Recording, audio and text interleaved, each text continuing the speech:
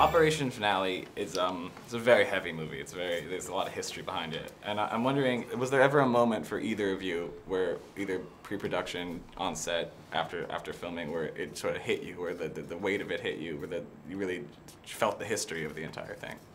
Well, we've been talking about the first scene that we all shot as a group together was with Sir Ben Kingsley as Eichmann in the first interrogation scene. Oh, wow. And I think all of us sat there and we had not had a ton of time with Sir Ben before that moment, and he came on set as Eichmann and we shot that interrogation scene, and I think all of us felt this feeling of like, wow, this happened, and these were real people, and this is this was probably an incredibly impactful moment in all of these people's lives, and let alone the history of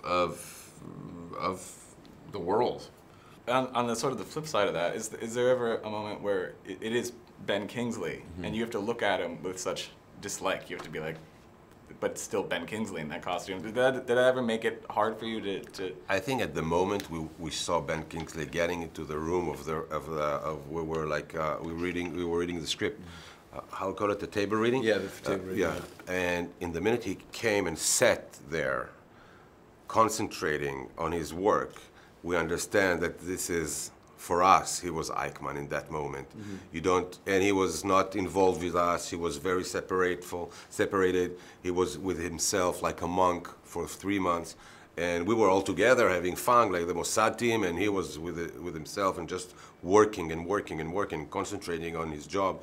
And when you see this amazing actor, you understand that he's there, he is in his zone, and don't bother him. And he's Eichmann from now on.